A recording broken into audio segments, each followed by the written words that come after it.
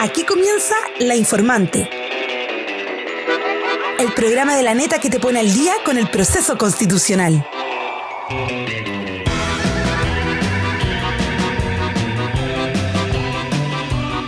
Que llega a ti gracias al financiamiento del Fondo de Fomento de Medios de Comunicación Social del Gobierno de Chile y del Consejo Regional. Bienvenidas y bienvenidos a un nuevo capítulo de La Informante, donde podrás ponerte al corriente con todo lo que ha pasado en el proceso constitucional. Y tal vez hay gente que nos escucha por primera vez y quiere saber qué es una neta. Así que vamos a hacer esta pequeña introducción para introducirlos en el mundo de la neta, porque la neta es un medio digital independiente fundado por Corporación Humanas en el año 2021, que sigue el proceso constitucional y la agenda legislativa, y pueden revisar todo nuestro trabajo en laneta.cl y en nuestras redes sociales @lanetacl. Y con esta introducción, entonces, pasemos a darle la bienvenida a nuestras invitadas. Tenemos el agrado de ahora estar con dos integrantes de la red de politólogas, Julieta Suárez y Javiera Arce, con quienes comentaremos algunas normas destacadas de los capítulos del sistema político de la propuesta constitucional que se va a plebiscitar ahora pronto, el 17 de diciembre. Bienvenidas, chicas, ¿cómo están? Muy bien, Catalina, gracias. Encantada de estar contigo y con Javi hoy. Hola, ¿qué tal? Muchas gracias por la invitación y también encantada de estar acá con ustedes y con Juli. Muchas gracias, chiquillas, a ustedes por compartir el espacio y día con nosotras. Así que partamos entonces, porque como les comentaba al inicio, hoy haremos un repaso sobre las normas sobre el sistema político de la propuesta de nueva Constitución, y tanto en la comisión experta como en el Consejo se diagnosticó una fragmentación política al interior del Congreso, lo que a su vez impide la gobernabilidad. Para esto se propusieron normas centradas en tres ejes: gobernabilidad, partidos políticos y poder legislativo. Con esto en cuenta, les pregunto, ¿comparten este diagnóstico de fragmentación dentro del Congreso Nacional? Sí, si puedo empezar yo. Sí. Yo comparto que es una observación empírica, que hay más partidos que había antes. Lo que no comparto es que ese sea el principal problema de la política chilena.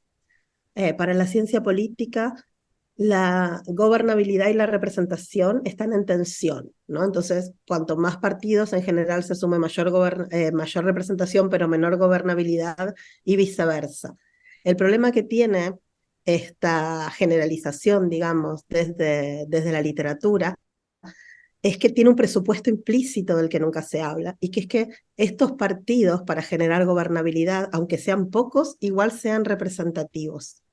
Entonces, todo esto para decir que yo creo que el problema principal de la política en Chile no es la gobernabilidad y por lo tanto no es de fragmentación, sino que es de representación, que es un paso antes, ¿sí? Una condición necesaria para que, teniendo pocos partidos, podamos tener gobernabilidad, es que estos partidos realmente tengan un vínculo sustantivo con la ciudadanía, que representen a la gente. Y me parece que en este caso se puso un énfasis excesivo en un problema de fragmentación, descuidando el problema anterior. Y si solamente solucionamos la fragmentación, generando instituciones que restrinjan, ¿no?, la representación y que disminuyan el número de partidos, si estos partidos no van a ser representativos, no necesariamente vamos a conseguir acuerdos más transversales, más perdurables y más legítimos. Entonces, en este sentido, yo personalmente no estoy de acuerdo con que el problema del sistema político en Chile sea la fragmentación, sino que es un problema de gobernabilidad producto de un problema anterior, crónico, de hace décadas, de representación de los partidos políticos. Muchas gracias. Sí, yo sumo a lo que dice Julieta, que en verdad tenemos un problema de gobernabilidad porque tenemos un excesivo número de partidos, ¿ya? Pero ahí también yo coincido con Julieta, o sea, yo creo que hay un problema grave en la representación. Esto no nos podemos hacer los tontos y mirar hacia un lado desde que el año 2012, cuando empezó a hacerse, incluso antes, cuando todavía era el voto obligatorio, comienza a declinar la participación electoral, y después cuando este voto se transforma en voto voluntario, la participación electoral se redujo a la mitad, y de hecho es más, Chile tiene, en esa época alcanzó los peores niveles de participación electoral de la región. O sea, teníamos elecciones donde votaba menos del 50% del padrón electoral. O sea, tenemos presidentes de la República que fueron electos en esas condiciones. Entonces, acá yo creo que hay un problema, y hay un problema grave que un poco lo que dicen por ahí en otro podcast, que es de puros machos, que dicen, digámonos la verdad y después nos mentimos. Y creo que es verdad. Creo que en ese sentido lo que hay que hacer es hacer un mea culpa de cuál es el rol de los partidos políticos en la actualidad. Yo creo que, por una parte, luego de que ocurre la experiencia de la Convención Constitucional, donde sí se comete un error, y eso nosotros lo advertimos con Julieta en algún momento, que era necesario separar los sistemas electorales para escoger independientes por una parte y políticos por otra parte. Eso nosotros lo dijimos hasta el cansancio, se los dijimos a ellos. Y nadie de la clase política pescó. Pero era necesario separar los sistemas electorales. Los partidos quedaron debilitados, enfraquecidos, iba a decir, debilitados. Y después de eso... va a producirse todo un problema en la Convención Constitucional, donde en efecto teníamos gente independiente que no tenía muchos hábitos políticos de conocer, de hacer acuerdos, etcétera, pero que haya ganado el rechazo no significa que de ahora en adelante, mágicamente a todos nos gusten los partidos. Si el problema también, además de la representación, es que los partidos no representan a nadie. Los partidos funcionan mal, están totalmente burocratizados, sobre todo los más institucionalizados, dejaron de tener raíces sociales y bueno, y el Frente Amplio nunca tuvo raíces sociales. Entonces, por eso es importante que acá se haga una, como les decía al principio, digámonos la verdad y después nos mentimos. El problema acá son los partidos. Y por mucho que pongan además un umbral, que ahí Julieta les puede explicar mejor, el umbral es súper fantasma, no van a dejar de entrar diputados con un 1%, eso es mentira, van a entrar igual. El tema es que no entienden, no saben sumar, no entienden la lógica del sistema electoral y eso es lo más frustrante de todo, en lo que va a ocurrir ahora. Sí, ahí la Javi se me adelantó porque también tenía esa pregunta en torno al umbral, que se fijó un umbral del 5% para que partidos políticos puedan obtener representación en la Cámara de Diputadas y Diputados. Y ahí también quería preguntarle entonces si, bueno, igual ya adelantaron un poco sus respuestas, pero ¿son como innovadoras como estas normas para el diagnóstico inicial del proceso constitucional? ¿No? No es así la Javi. A ver, son innovadores en el sentido de que antes no existían, también fue innovador el binominal, ¿no? Eso no lo Es hace súper innovador. Y súper innovador porque sobre todo el objetivo es como restringir aún más la participación y la representación. Bravo, felicitaciones, construiste una democracia elitista. El problema que yo veo con el umbral es que, bueno, veo un montón de problemas, ¿no? El primero es que el problema, si es que hay un problema de fragmentación, del cual, como yo te dije, yo no estaría de acuerdo con que ese sea el principal problema, pero si quieres, si tu diagnóstico es hay un problema de fragmentación, hay que solucionar esto. La fragmentación en Chile no está dada por el sistema electoral, sino que está dada por la competencia de los partidos políticos en pactos, ¿sí? Entonces, el umbral viene a poner como un parche curita a un problema mucho más grande que es cómo está diseñado el sistema electoral, cómo las personas votan por una candidatura individual, ese voto se suma a una lista, ese voto, perdón, se suma a un partido, que ese voto también se suma a una lista, y ese voto va transicionando, digamos, por diferentes lados y puede terminar generando un escaño de otra candidatura en otro partido dentro del mismo pacto. Y eso es lo que implica, y eso es lo que genera la fragmentación. Entonces, el umbral no es una solución a esto, porque el umbral está pensado para partidos políticos que no puedan elegir sus representantes si tienen menos del 5% o menos del 4% en la primera elección. Y ahí vamos. A mí el umbral no me gusta, no es como se usa en el mundo. En el mundo los partidos que no pasan el umbral, esos votos se descartan. En el caso de Chile, esos votos van a ir a engrosar los votos de otros partidos que están en el pacto, ¿sí? Por eso no veo que sea una solución. Pero no solo esto, digamos que, el umbral podría tener un efecto reductor del sistema de partidos. Yo creo que tiene un efecto mucho más peligroso, que es todavía oscurecer más a la ciudadanía qué pasa con su voto y cómo ese voto sale en un escaño. Yo creo que la ciudadanía chilena no entiende por qué vota por una persona y el escaño después sale por listas, es como una máquina de hacer chorizos, ¿no? Creo que el umbral lo va a volver esto todavía más opaco. Pero aún si podemos decir que esto quizás tenga un efecto reductor en el sistema de partidos, lo que hizo el Consejo Constitucional a la propuesta del umbral del anteproyecto de la comisión experta fue agregarle un montón de válvulas de escape. ¿Qué es esto? ¿Cuáles son las condiciones bajo las cuales un partido puede sortear el umbral? ¿Sí? Por ejemplo, como te decía antes, la primera elección, el 4%. Si tiene 4 parlamentarias o parlamentarios contando a los que ya tienen el Senado, ¿sí?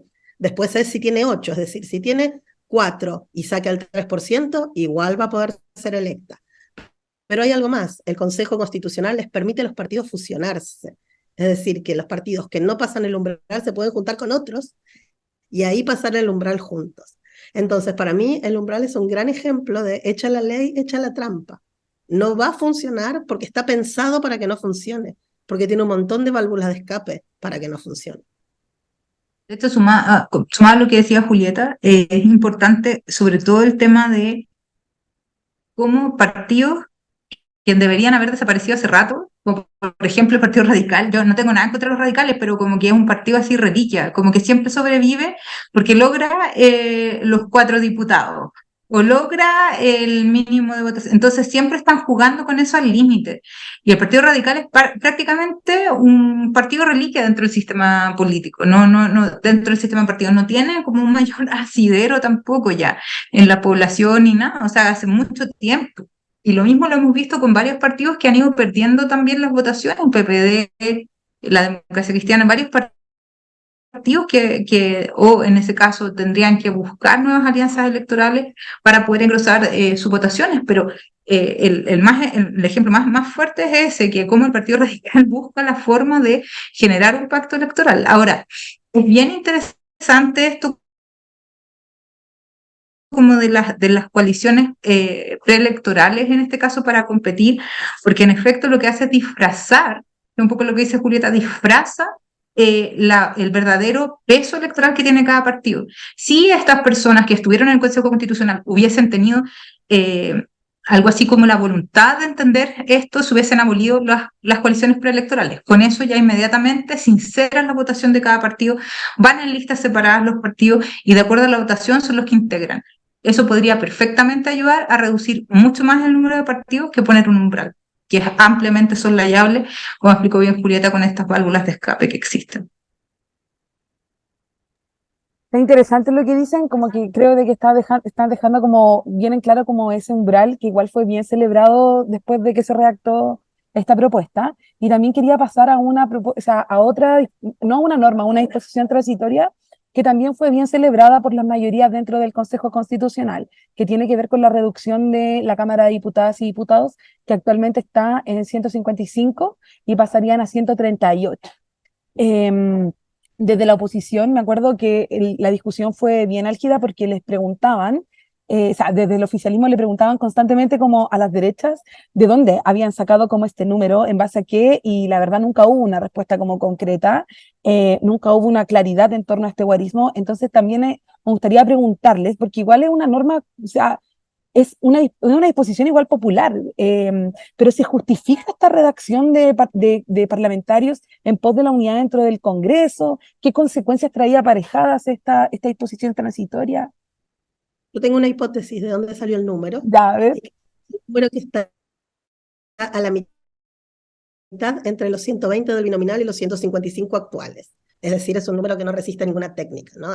Vamos a la mitad. ¿Cuál es? Como Bueno, ¡boom! 192. Salió la cifra, así ¡boom! Por arte de magia.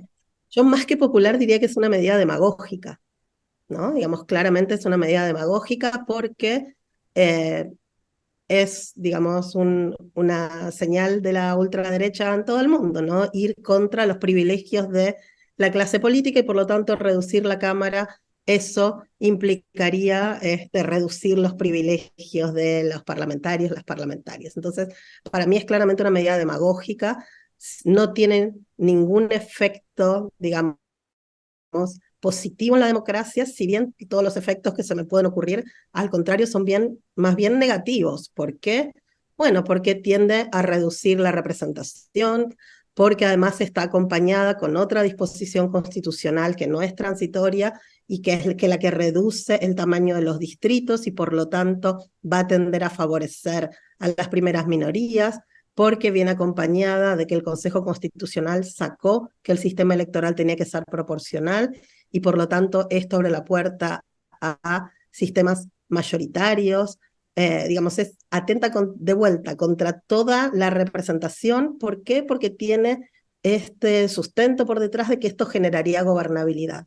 Yo creo que no hay mejor ejemplo que el Consejo Constitucional. Eran 50 personas, generó acuerdos transversales, legítimos, que van a ser estables en el tiempo. Yo creo que no, que es el mejor ejemplo de que no necesariamente cuerpos más chicos generan mejores acuerdos. Y en este caso, para mí es una medida nada más de demagogia popular por parte de la ultraderecha y la derecha en el Consejo. Yo agregaría ahí que es una medida, se quedó pegada, parece la Connie. No, estoy Sí, acá, sí, ahí. escúchame bien. Sí, yo agregaría que es una medida súper populista.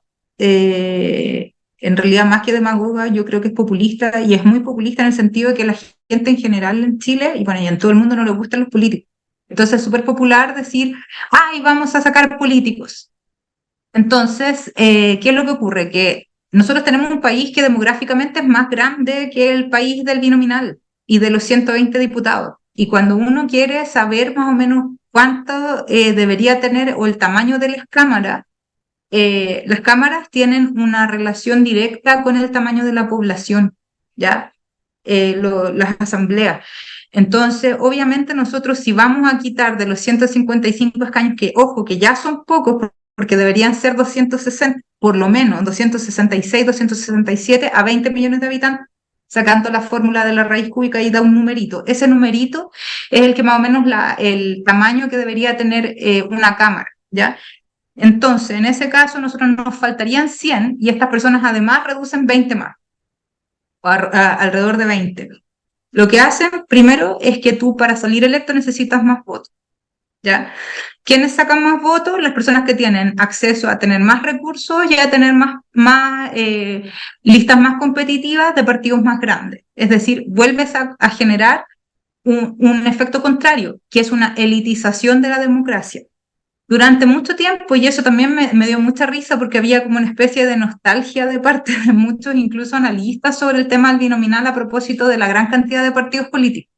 El problema que tenemos ahora, que hablaba Julieta de la representatividad, es un problema que nos está llevando a una crisis de la democracia en Chile. Y es una crisis súper profunda que tiene que ver precisamente con haber dado espacio solamente a dos coaliciones, que fue construida una arquitectura democrática transicional basada en estas dos coaliciones y dejando por fuera un montón de sector que no se sentía identificado con ella. Del momento en que el año 2015 se abre esto, y es ahí donde todos dicen, ay, desde la entrada del Frente Amplio esto fue un desastre, yo diría que estas personas sí han cometido irresponsabilidades dialécticas, sobre todo nuestro presidente, que decía que todo era una porquería y que había que refundar todo y después no se refundó nada. Bueno, son problemas, cuestiones básicas de partidos que quieren hacerse un espacio en el sistema político, pero esto también ha dado paso para que otros partidos refundacionales, como el Partido Republicano, también tengan discursos encendidos, afiebrados y todo eso. Entonces, al final del día, lo que estamos viendo es precisamente esas mismas prácticas para poder hacerse un espacio y irrumpir dentro del sistema. Eso no es nada nuevo. Eso ocurre en todos los sistemas de partidos del mundo. Entonces, acá lo que tenemos que hacer es ir al origen. Y para mí el origen del problema siguen siendo los partidos malos que tenemos en Chile. Y aunque le pongan un parche curita, aunque le pongan una gasita, el problema es que tenemos una hemorragia. Y esa hemorragia puede terminar en que terminemos votando después por un payaso tipo Milei en algún momento, justamente para solucionar los problemas que los partidos tradicionales y todos los partidos políticos, el sistema de partidos chilenos, termine haciendo pedazos finalmente lo que nos queda de democracia. Duro diagnóstico, yo creo que para la propuesta. Me están quedando claras muchas cosas. Y también ahí, en eso de la representación, me gustaría también ahondar en lo que tiene que ver con la participación política de las mujeres. Hay ciertas normas que abordan esta participación. De hecho, se contempla en el inciso segundo del artículo 2 que la ley va a asegurar el acceso equilibrado de mujeres y hombres a las candidaturas a cargo de elección popular. Y también hay otra disposición transitoria que establece como un mecanismo de paridad de salida para lograr esta proporción de 60-40 en el caso que un sexo supere el 70% de lo electo. por al menos 2 elecciones, creo. ¿Creen ustedes que estas normas cómo van a impactar realmente en la composición paritaria dentro del Congreso? Sobre todo esta disposición transitoria que es bien acotada. No, esto no es paridad, ¿no? La paridad no es una cuota, no es temporal, la paridad es permanente y es el reconocimiento de que la ciudadanía somos cuerpos sexuados, hombres y mujeres, y como tal tenemos que estar representados. Entonces, la disposición transitoria no es una paridad, es una cuota del 40%, muy limitada, porque es solo por 2 elecciones, como bien decías, pero también es solo a nivel nacional. Es decir, no hay nada en cores, no hay nada en consejos municipales, entonces, no, claramente es súper insuficiente. Y el artículo que habla de garantizar un acceso equilibrado, bueno, tampoco es paridad, porque si no le hubieran puesto paridad. Digamos, por algo no está la palabra, no está el concepto paridad, por algo la propuesta no habla de democracia paritaria. Este artículo, del artículo 2, si mal no recuerdo, es un artículo que, por ejemplo, está súper de acuerdo con la cuota actual, que sabemos que es una cuota insuficiente, que en este momento, por suerte, tenemos mayor cantidad de mujeres en la Cámara Baja, pero eso es gracias a la elección de los partidos de izquierda de mujeres, no es por los demás partidos, es decir, es algo que se dio fortuitamente, que los partidos de izquierda, o no fortuitamente, ¿no? Apostaron a las candidaturas competitivas de sus candidatas, pero eso no lo obliga la ley. Si nosotras vemos la representación de parlamentarias, de diputadas actualmente, de la derecha, la centroderecha y la centroizquierda, estamos súper al debe. Y esa es la ley de cuotas que tenemos. Entonces, no, esta constitución no tiene perspectiva de género, esta constitución no establece la democracia paritaria. La disposición transitoria establece una cuota durante 2 elecciones a nivel nacional y lo que figura en principios no es suficiente para obligar a la legislación ordinaria a establecer leyes que tiendan a la paridad de género. Sí, yo estoy de acuerdo con eso. Al final, si nosotros vemos los partidos más institucionalizados, sobre todo yo diría, los que dan más vergüenza son la centroizquierda, socialismo democrático. Esos son como los más vergonzosos, así como en representación de mujeres. Y de verdad lo digo, hasta la derecha tradicional tiene más mujeres. Entonces, ahí hay un problema, y hay un problema grave que tiene que ver con la nominación de candidaturas, pero también con la distribución del recurso, es decir, de la plata. Y esto está súper estudiado por el CERVEL. Entonces, acá no nos sirve solamente tener una cuota a la inscripción, que es una cuota de un 40%, no es paridad, que es lo que diga Natalia González, Gloria Hatt, es mentira. Lo otro es que esto no es una paridad del resultado, entonces independientemente de que yo tenga el cupo, no voy a tener la plata suficiente para poder competir en igualdad de condiciones que el resto.